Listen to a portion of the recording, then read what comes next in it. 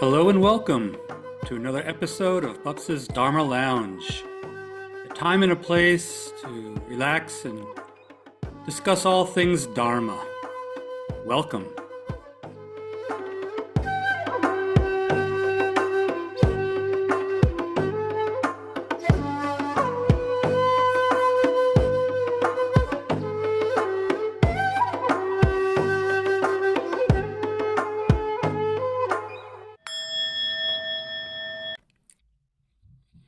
Hi, I'm Bubsa Frank Jude, and this is Bubs' Dharma Lounge.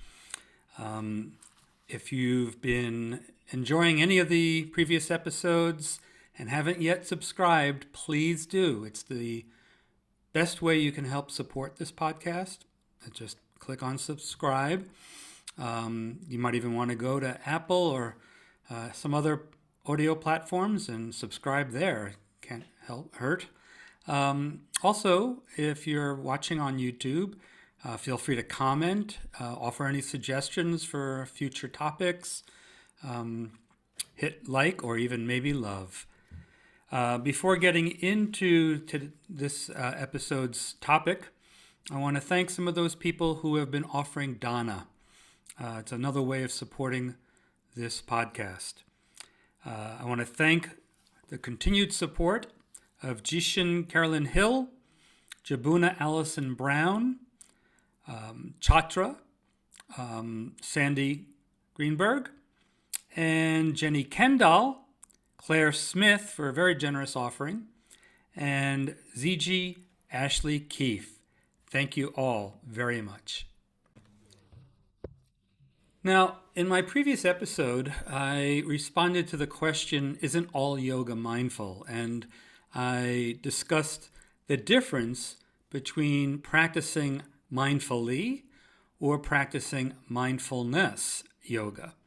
And this is going to be the first following that, where I'm going to be introducing the 4 foundations or domains of mindfulness and how they can be approached in any aspect of practice, whether postural, like the asanas, or seated meditation. Now, for the vast majority of practitioners, and I would hazard a guess, non-practitioners alike who just see images and references to yoga, that yoga has become reduced both to and synonymous with asana. Now, asana is the Sanskrit term for the postures that we see practiced in Hatha-Yoga. Now, Hatha-Yoga is not a style of yoga. Any of the contemporary practices, from Iyengar to Ashtanga to any of them, any of these brands or styles, are all forms of Hatha-Yoga, right? Prioritizing postural practice, among other things.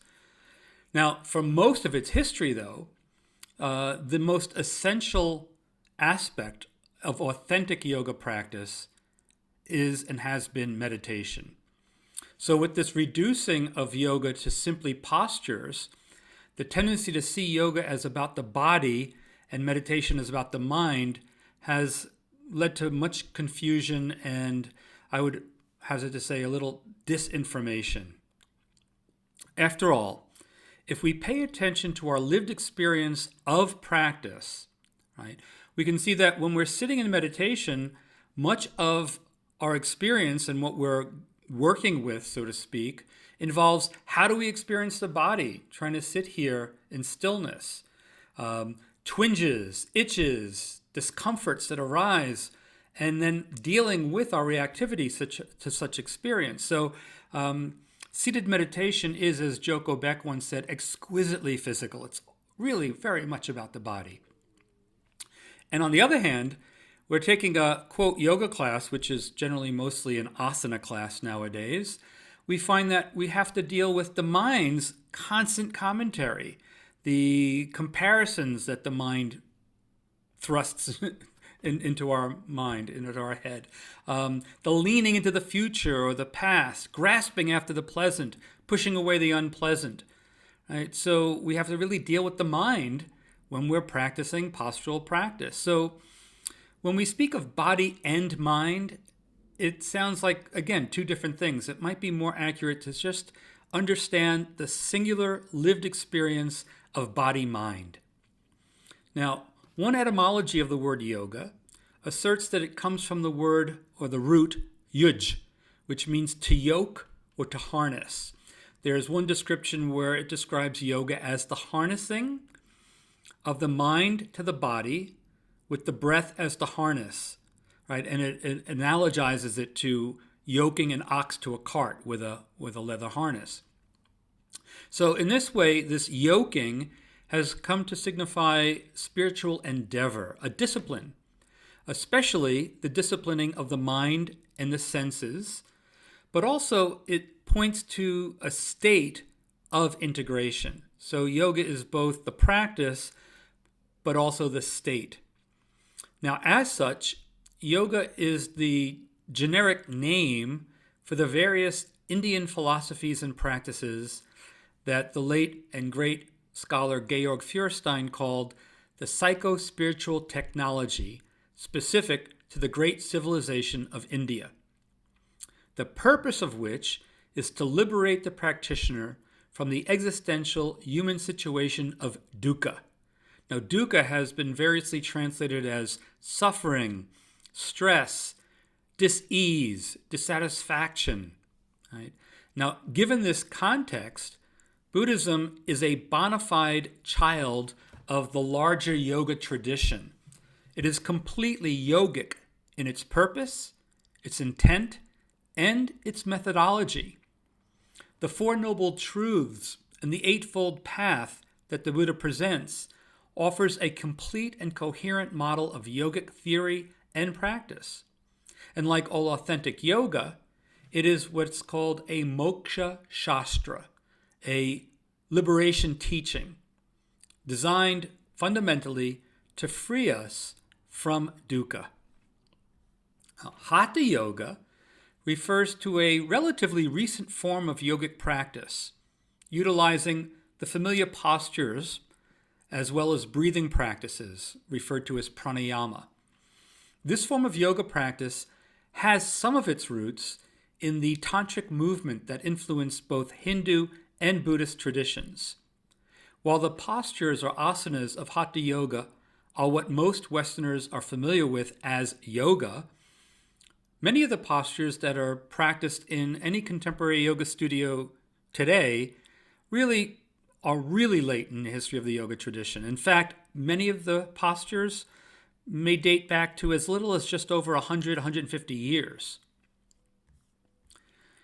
Many Buddhist meditators have been drawn to Hatha Yoga, or the postural practices of asana, for the ease and strength that it can bring to the body, while many Hatha Yogis, practitioners of postural practice, have turned to Buddhist meditation for the deepening of awareness, insight, and equanimity that it can cultivate. Because rarely do contemporary yoga studios integrate meditation into their, quote, yoga classes.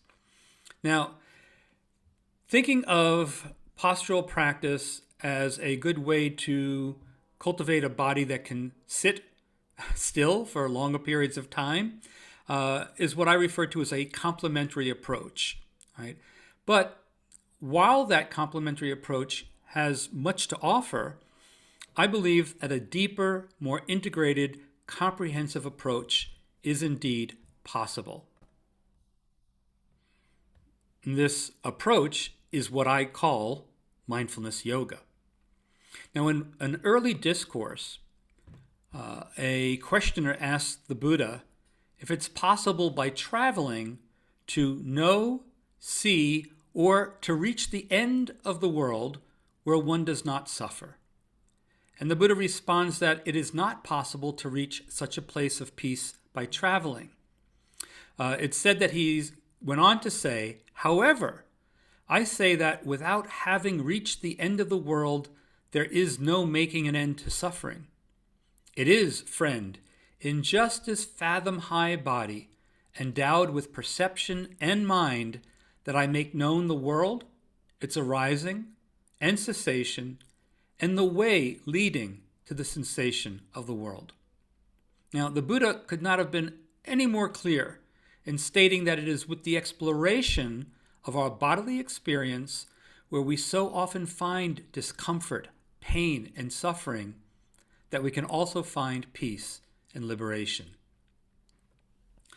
The proper and natural posture of the body in sitting meditation is, again, called asana, and it's defined by the 2nd century Indian sage Patanjali in the Yoga Sutra, a foundational text of classical yoga, as that posture which is both, quote, stable and easeful, accompanied by the relaxation of effort and the revealing of the body and the infinite universe as indivisible. Now, when this state is attained, he goes on to say, one is no longer disturbed by the play of opposites, such as cold and hot, all the opposites that put us through our changes. Whenever this state of embodied integration manifests, whether one is sitting, walking, cutting carrots, or changing diapers, that is yoga. Now, while the Buddha taught a variety of practices, perhaps it's his emphasis on mindfulness that has had the greatest impact. The Pali word sati, which is most often translated as mindfulness, is actually related to the word for remembering. And I'm one of those fans of etymology and linguistics. And so I think it's interesting to say, right, remember, we don't usually think of it this way, is the opposite of dismembering, right? So it's remembering, bringing together. We have the word recollect, but we could pronounce it recollect. So we've got remembering, recollecting, right? And to remember and to recollect is to bring together all the seemingly disparate aspects of our experience into an integrated whole. Thought of it as this way, remembering is synonymous with the definition of yoga, the yoking, the bringing together. Whenever we see our mind wandering from the intimate, immediate, spontaneous, and obvious experience at hand, we remember to come back, as my teacher, Samu Sinim, would say, to just this, right here, right now. And as the Upanishad puts it, using the breath as the yoke. Now, in both the Anapanasati Sutta, and that translates as the awareness of breathing, and the Satipatthana Sutta, which is the establishment or the foundation of mindfulness, the Buddha instructs us to observe the breath, and then gradually extend our awareness to include the whole body. He goes on to say that the practitioner should be aware of the movements and the positions of the body while standing, walking, sitting, or lying down, while bending over, while stretching one's limbs. And he notes that nothing is excluded from mindfulness. He even includes such activities as eating, drinking, dressing, and even urinating and defecating. I often joke that there are more stories of Zen students having awakening experiences while shitting than while sitting. No aspect of our lived experience lies outside of practice. This is not practice as rehearsal or preparation. This is practice as vocation. Now, the applicability of this teaching for practicing any form of Hatha-Yoga should be obvious, whether it's vinyasa, flowing yoga, whether it's yin with long durations, whether it's restorative, any form of yoga, right? Bringing this approach makes it mindfulness yoga, a true practice of mindfulness. When we combine awareness of breathing with asana practice, we could observe how movement and posture affects the breath. We also can see how the breath affects the body. There's a kind of mutual conditioning. We become aware of habitual patterns of reactivity. For instance, Do you hold your breath when you reach out with your arms into a deep stretch? Do you unnecessarily tense muscles like maybe your jaw when doing some other movement that doesn't require that at all, right? Like often in balancing postures, people hold tension in other parts of the body. And with mindfulness, we become much more aware of these habit patterns, or these samskaras, to use the term that Patanjali uses in the Yoga Sutra. Do we compare one side of the body with the other? We go to one side, then the other. The mind might immediately condition some kind of comparing mind. I remember I had one student in Brooklyn who we did one posture and then on one side and then the other, and she referred to one hip as the evil twin of the other. Right? When we're engaged in repetitive movements, does the mind wander? On the other hand, if we're in a posture for a longer duration of time, does the mind wander? Does it start commenting? Does it start bitching?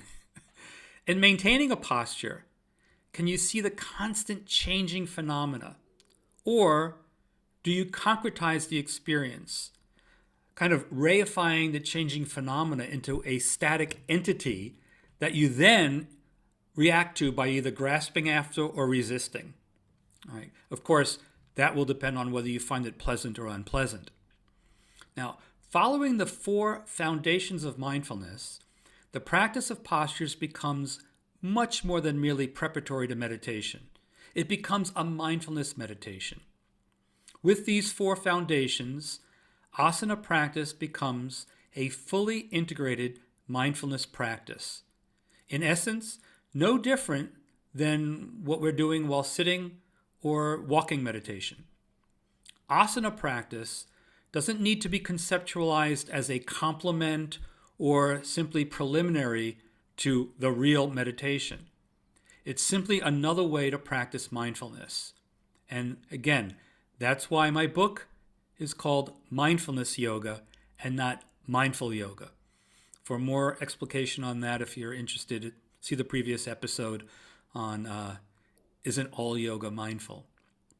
Now, the priority with Mindfulness Yoga is the cultivation of mindfulness with asana or postures simply as the vehicle for such mindful cultivation.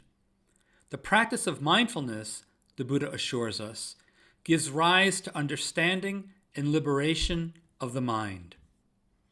The 4 foundations of mindfulness include body, feelings, mind, and dharmas.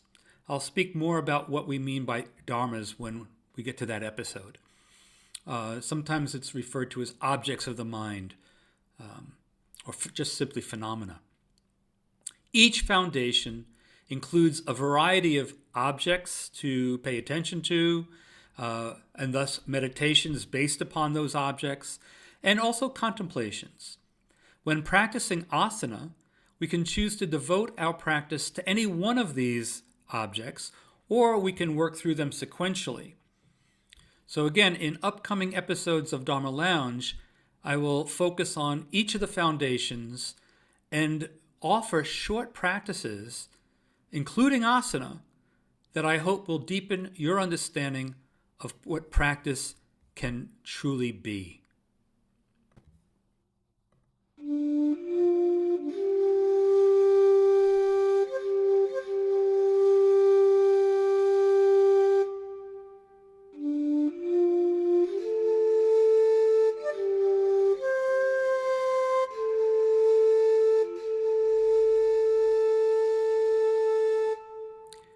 Thanks again for sharing some time with me here at Bups's Dharma Lounge. Please, if you find this of any interest, let other people know. Share it with other yoga students, other Buddhist meditators, people who are just interested in mindfulness or any aspect of the Buddhist teachings. Also, be well. Thanks again. Cheers.